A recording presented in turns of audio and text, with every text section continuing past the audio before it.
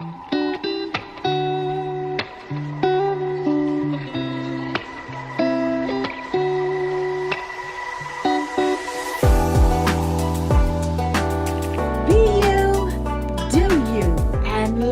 life you live right now. Hi, family. I'm so glad you're here. And for those of you who are new to this channel, welcome. I hope that you will like and consider subscribing. Here at this channel, we talk about real life, family, home, lifestyle. I show you all of the things that make my life worth living to encourage you to make your life worth living, to love your life, not his, not hers, not theirs, but your life, because we only get one. But as we know, life is not always fun. It's not always pleasant. And so today I'm coming on a calmer note. Recently, my husband lost someone who was near and dear to him. And it had us thinking about our lives. What if something should happen to one of us?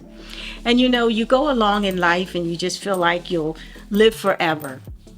But the reality is that we won't. And we want to make sure that we have things in order. So also, I felt myself dealing with pain and dealing with trying to encourage someone else who is in pain.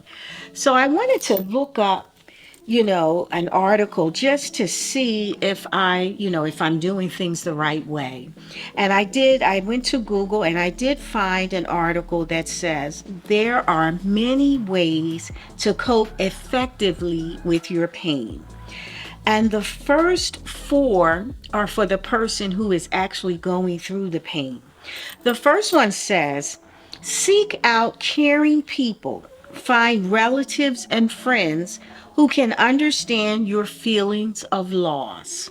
Now, I can validate that because when I lost my mother several years ago, I spoke to different people and people would try to give me comfort, but it wasn't until I spoke to someone who had also lost their mother that I really felt a connection, that they could understand the pain that I was going through. So that's a good point there, to seek out someone who can really understand the pain or the loss that you're going through. Number 2 says, take care of your health. So even though you are grieving, you're in pain, you want to remember to take care of your health. Now, I did a video some time back that said you want to age well. And even though we're not talking about aging here, in that video, it gives some good tips on how to take care of your health, how to just, be mindful of yourself and your well-being. So you may want to check that video out. Number 3 says, accept that life is for the living. And that's what this channel is all about, enjoying your life, loving the life that you live right now. So even in death kind of brings us to the reality that we have to enjoy this life that we live right now. So you want to take time to mourn, you want to take time to grieve, but once that's done, you want to get right back into living your life and even living it the more, because the reality is that we're not going to be here always. Number 4 says, be patient. Now that's powerful because you want to give yourself time. Some people think, oh, well, your mother's been gone for so many years, or your friend or your brother, they've been gone for so many years. You should be over the point of grieving now. And that's not true. I heard today on one of the talk shows, someone was talking about death and grieving. And they said, really, it could be a lifelong thing because you're forever missing that person that you held so dearly. But even though we're forever missing them, we're still living our lives. We're not going somewhere and drifting off in a forever abyss of pain and grief and despair. We're not doing that. We're giving ourselves time to grieve, but we're not actually saying that, oh, okay, in a year or 2 years, it's going to be over and done with. No, we may grieve forever, but we're going to do it in the right way, and we're going to continue living our lives. So you want to be patient with yourself. Now, the last three items here, 5, 6, and 7, or actually I feel are for someone who is helping someone else in the grieving process.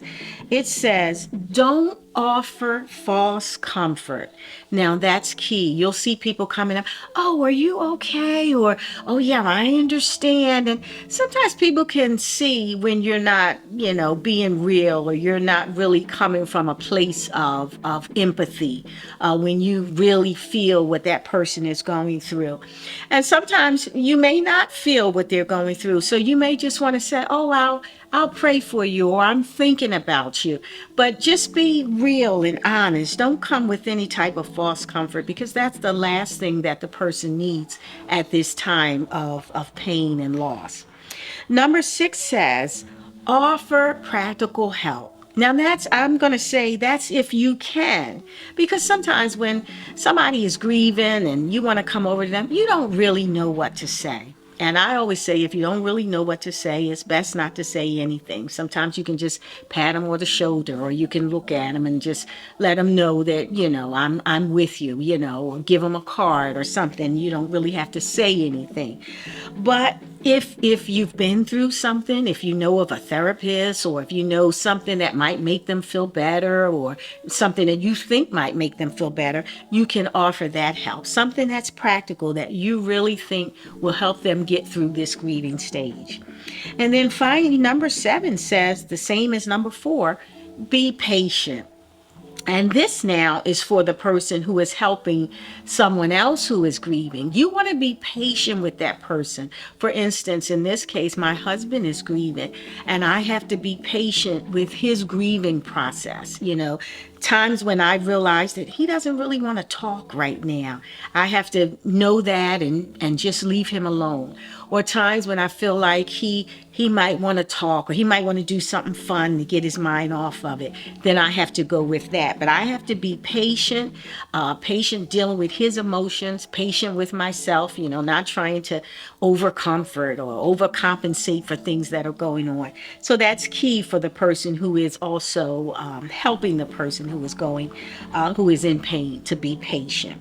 So those were just 7 little principles that I found here for coping effectively with your pain or the pain of someone else. So that's good to know. But again, we know that life is not always fun. The conversations we have are not always the ones that we want to have. For instance, when I talked about my husband and I thinking about life, about, what would happen if something happens to either one of us.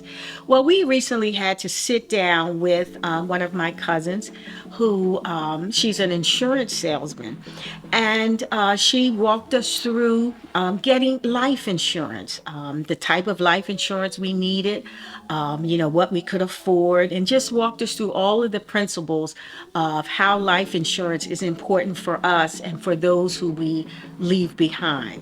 And so we were able to get our finances in order as far as life insurance. Also, we set up something, your own, I forget what they call it exactly, but it's when you're creating your own will. It's not an actual legal will, which you could do. You can go and, create a legal will. But if you don't create something that's actually legal, you can do something. I forget what they call it. I'll get it, and I'll leave it in the description, or either I'll add it to this video. But where you would write out the things that you would like to happen, upon your death, the things that you would like to leave to someone. You can write it out, you can sign it, you can even go and have it notarized, and you can put that in a strong box or a safe deposit box and have that, and that will be used in the event that you don't have a legal will. And that's something that we did. In fact, we went on a trip last year. You guys might remember we went to Jamaica, and I will attach that video to this. But we went to Jamaica, and just so that we would have things in order, we made sure we wrote out our own living will, and we put that in our strong box, and just for our children, so that they would know what to do, and there would be no confusion as to what our desires were. We wrote that out and we put that away for them.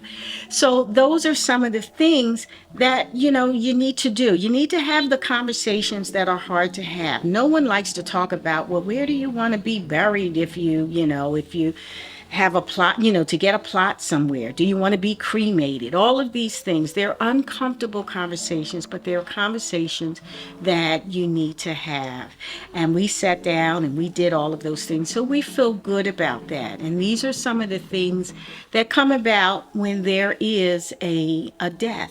Rather it's foreknowing, rather you know that someone is going to die, or if it's a surprise, if it just happens suddenly, it causes us to think about life.